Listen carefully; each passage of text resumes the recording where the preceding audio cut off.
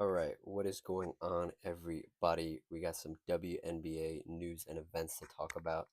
I wanted to compile them all into one video. Some of them, obviously, were scheduled coming up. Some of them were just out of the blue, which is very nice.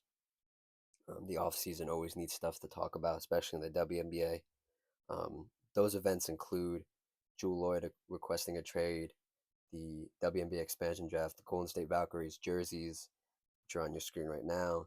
WNBA schedule was released, and uh, Canada is going to get a WNBA team. We'll talk about all that. If you like what I have to say, like the video. If you have your own opinions, comment them down below. If you just like the vibes overall, consider subscribing. It helps. Um, anyway, let's just jump into something fun first, something easy. Um, Golden State Valkyries. I'm going to slip up by saying that it's a mouthful of a name.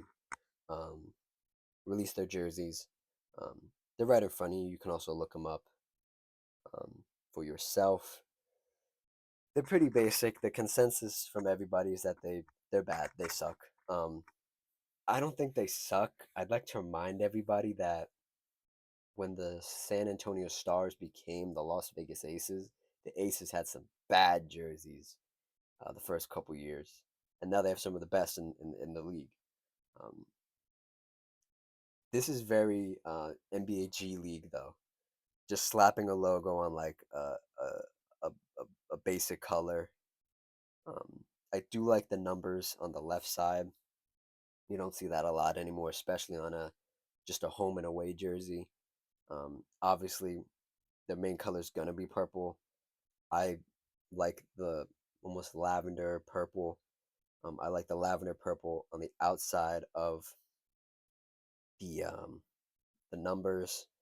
Um, you're always gonna have these weird, just the weird sponsors just everywhere. It looks like an F1 team.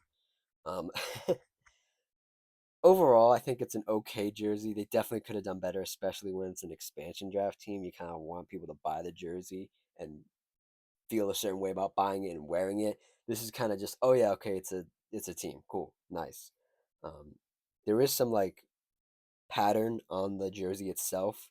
It's more visible on the black ones, but it's more box patterns faintly on the jersey, which I like. I like texture on jerseys. I like when they sneak and stuff. I like pinstripe. I like all that stuff on jerseys. So it looks good. On the white, you can't really see it, but it looks good. Um, let's move into what the team actually did besides release the jerseys. They took part in the expansion draft.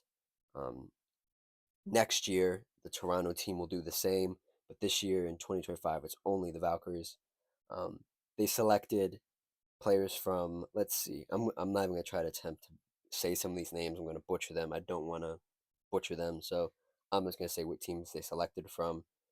They selected a player from the Atlanta Dream, the Connecticut Sun, the Indiana Fever, Los Angeles Sparks, the New York Liberty, the Washington Mystics, the Phoenix Mercury, the Minnesota Lynx, the Dallas Wings, and the Chicago Sky. They did not pick anybody from the Seattle Storm. We'll talk about that later. The biggest one, I think, um, that came out of this was Kate Martin from the Aces, um, a very beloved player by the fan base and her teammates. Um, Got to watch a little bit of her as an Aces fan myself. Um, she has potential to be good. I don't think you build a team around her, but I think she's a good pick just to build the fan base up and build um, what you want in San Francisco. I think she's good. Um, I think she's just gonna bring a positive energy, just a good vibe to the team with a team not full of any real superstars yet. We'll see what happens on draft night, and we'll see what happens um, during the free agency period and such. They did get Kayla Thornton from the New York Liberty. NBA champion. Good to have. Um, and yeah, overall, I don't. A lot of these players are role players. You know, they weren't protected for a reason from their teams. Um, but overall, I think you did a good job. You weren't gonna get any stars. You weren't gonna get anybody. That's what the draft's for. That's what free agency's for. Nevertheless, um, let's just get the elephant out of the room right now. Um, the Valkyries did not select anybody from the Seattle Storm. The Seattle Storm has had a bunch of stuff going on. Um, the Storm had a internal investigation um, because of reports and accusations of harassment and bullying by the team's coaching staff, and it concluded. Now, keep in mind this was in an internal investigation, so I assume the league didn't step in. It was just internal, so it was privately dealt with. They found and they concluded that there weren't any violations. This is 5 days ago via ESPN. I haven't looked into it too much. I just thought that was important to note. But also important to note is that um, their rookie last year, Nikita Mole, I believe, who was injured overseas I think a month ago, month and a half ago, was not taken. One, but two, um, Jewell Loyd, their superstar, um, has requested a trade. Was it because of this internal investigation? Was it because of other things? Was it because the team just sucks? It could be a combination of things. Um, I haven't watched too much Jewell Loyd. I watched her a couple times when she when Sue Bird and Stewie were there. Brianna Stewart were there. Um, I liked her game. I think it was clean. Um, Obviously, she couldn't lead that team anywhere by herself, and some of the prohibitive favorites to trade for her are the Aces if they let Kelsey Plum walk in free agency. Um, the Chicago Sky, who are pretty new into their rebuild. I don't know if they would need a veteran like her quite yet. And it also depends what Jewell wants. Um, if she wants to go to a rebuilding team and try to speed up the process, I don't know. There's also the Indiana Fever, and of course, like I had alluded to, the Golden State Valkyries, who are obviously just at their inception. If she wants to compete, you don't go to a team that's just joined the league. um, my my thought is um, this came out of the blue. I think a lot of people were surprised. I was surprised. You don't really see trade demands in the WNBA that much. You kind of just write out your contract, or um, teams are built a little bit differently in the WNBA. There's there's a surplus of talent, but there's also a niche for certain types of talent, you know, and they sort of fit together more ubiquitously and more utilitarianly than the NBA, where um, the NBA middle class of paying a role player what he probably should get paid is gone, and they get paid $100 million just being a role player. It's a bit different in the WNBA. You can keep teams together a bit more, a bit easier, and after, and I'll relate this to the Storm and Miss Lloyd. Um, After the Storm got Sue retired, Stewie left. It was sort of just Jewell, and I think they've had a couple playoff berths, but they haven't gone anywhere. And I think they're a team that really didn't want to push anybody out the door and say, "Hey, we're rebuilding." But I think Jewell just opened the door and said, "Hey, I'm going to leave. Please trade me." And now they will go into a what I assume a full rebuild. Um, Personally, I don't think you go to the Liberty unless somebody big leaves. That's like Kevin Durant going to the Warriors, or or Russell Westbrook going to the Lakers a couple years ago. Not to say Jewell's washed, but you get my star power teaming up is what I'm trying to get at here. Um, Selfishly, as a Las Vegas Aces fan, um, I think that'd be cool. Kelsey Plum. I like Kelsey Plum as a player, and I like her as a person. I think she's super cool. I love her game too. Not afraid of the moment, but just think about it logically. I, I think Vegas would be good because Chelsea Gray's on the end of her career. Kelsey Plum could leave for a bigger role.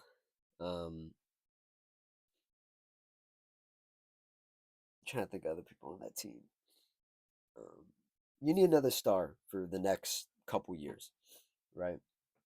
Um, it's also, like I said, the also been rumored the Indiana Fever could make a bid for her talents. I think that's pretty good. That's a pretty good bet. Um, just to bring somebody else in to take the pressure off Caitlin. Um, I think that'd be great. And let's see what else is here. Um,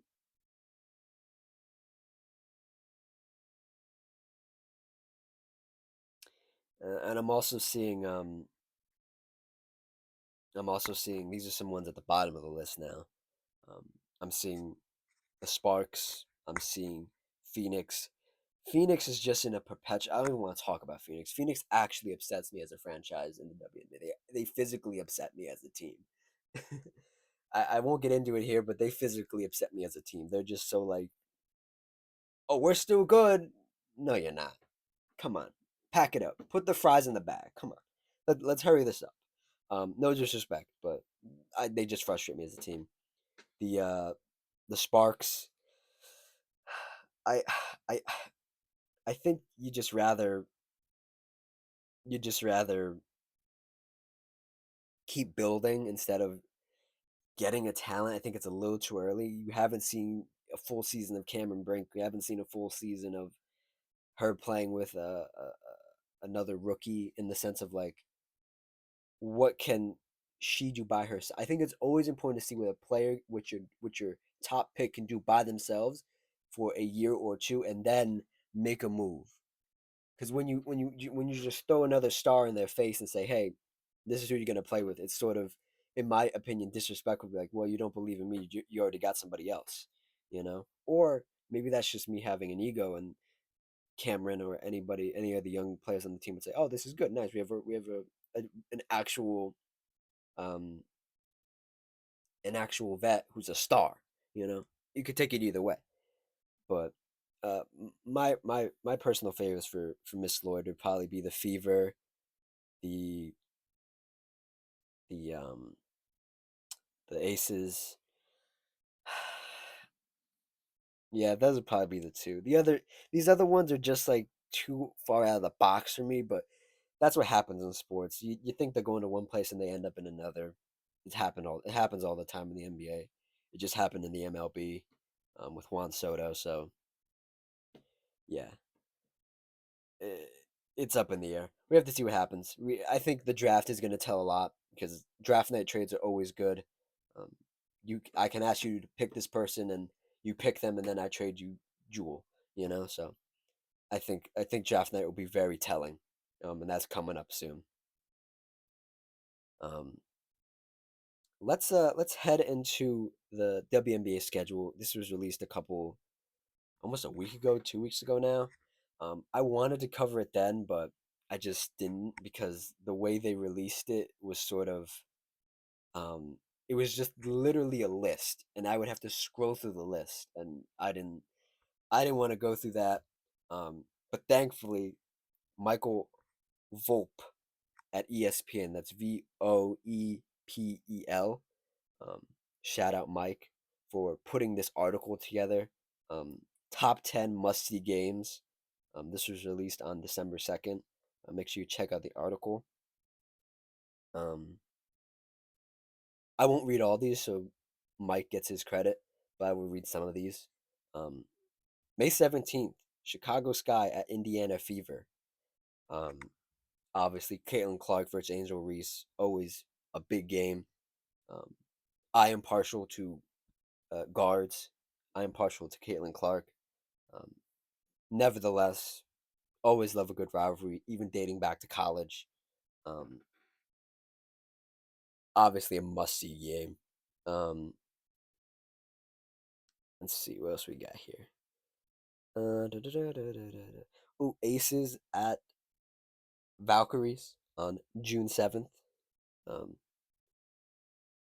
this will be the first meeting between the Aces coach Becky Hammond and her former assistant Natalie. I will not butcher her last name out of respect. Um, this will be a good one. Obviously, it might be a blowout for the Aces, but hey, I love seeing two coaching minds go at it, especially when they've spent such close time and proximity to each other. Always interesting to see. Um, July 13th, Dallas Wings at Indiana Fever. Um, Obviously, it is theorized that, not theorized, is almost the ticket is almost punched that Paige Beckers will be a Dallas Wing by the end of her college career and the beginning of her WNBA career. And she is one of the phenoms from college that is coming over to the WNBA. And you have one of the phenoms from the last couple years in Caitlin Clark in the WNBA having one season under her belt. Um, Seeing what those two can do. Obviously, they faced off in the NCAA tournament twice. Um, so there is. I'm not sure they have beef, but it would just be a fun game to see two guards go at it. Let's see what else we got here. Um, a WNBA Finals matchup, August 10th. Minnesota Lynx at New York Liberty, um, at the Barclays Center.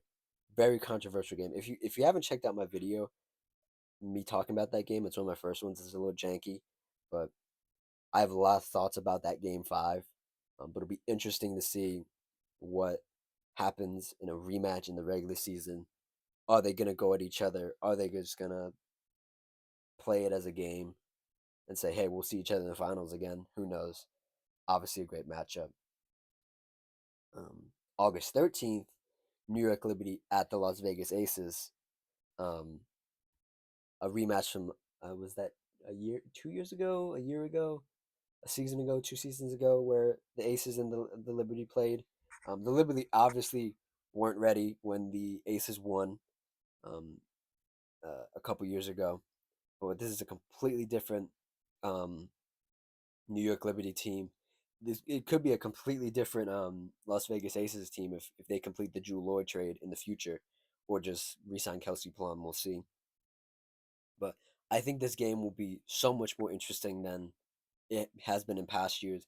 Both are championship level teams. Both know what it's like to succeed, and both have experience and are battle hardened. And we'll see if the Aces can keep a roster together to compete with the likes of the Liberty now. In years past, it's been flipped, but now the Liberty are at the top, and we'll see. Um, let's see here, and the last one, September 11th on the list, not the last of the season. Phoenix Mercury at Dallas Wings. Obviously, this all looms on two factors: that Diana Taurasi does not retire and plays one more season, and the Dallas Wings draft um, Paige Beckers with the number one pick. Um, if both things happen, this is going to be a great game. If one thing doesn't happen, this is just going to be another game on the schedule. But we all know how Diana feels about rookies coming in and stealing the spotlight, so to speak. Um, she's she's she talks a big game. Diana does, but she's just she at the end of the day, I'll give her this. She's a comforting older sister. She just has a weird way of showing it. But this should be a very interesting game. I I I hope Paige Beckers plays well, and I hope Diana Taurasi plays well because this would be a great game. This would remind me of like Chris Paul versus like young Steph Curry or something like that'd be a great game to watch. Um, and yeah, please check out the article, the ESPN article by Michael here. Um, I'll link it down below if you guys actually want to check it out. I don't want to read all the stuff he has on here, just the ones I read. But yeah, it's a great article. Please check it out. ESPN doesn't need my promo, but I like to give the shout out when needed and cite my sources as I was taught in school. Um, last thing, last thing for WNBA news. Um, Canada's getting a team. It was announced. The name and the logo, no jerseys yet. Obviously, it's not coming this year. It's coming next year in 26. Um, we have the Toronto Tempo joining the WNBA. Um, check it out on the WNBA's Instagram or Twitter. The logo is like people have been comparing it to like a um a New Balance logo. I think that's kind of funny. Um, uh, they def- they definitely didn't think it through. I feel like marketing teams and like logo teams, like the people they hire to do this stuff for the league, just don't do their research, and they think, oh, we're doing such a cool novel logo, and it's been done before. Like, come on, guys. It's literally just, and it's also been called a knockoff Pacers logo, which I don't know about that, but I see the look that they I see the resemblances, I should say. It's literally just a T in a basketball with like lines going out the side, and then it would either say Toronto Temple on the bottom, or it would just be the T with the lines going out to the left, um, or just say Toronto Tempo or Toronto or Tempo, are the varieties they have right now. Um, I think it's cool. I think it's even better that the women's game is expanding, and obviously there have been many talks about a Portland team, a another team in the USA. I think it's great though that Toronto's going to get a team. I hope they take advantage of playing with the men play in the, I think, is it still the Scotiabank Arena? I don't think it is, but wherever the Raptors play. I just hope they get a good venue, because the WNBA held a preseason game there. I think it was a year ago, year and a half ago. Um, and those Toronto fans or those Canadian fans just came out. The Utes came out, and it was crazy. And I hope that carries over, and I hope uh, fans are able to have access to the games and um, be able to watch it in their homes or go to the arena. I think it's great that the women's game is growing, and yeah, that's pretty much it. We hit all of it. Um, I hope you guys enjoyed.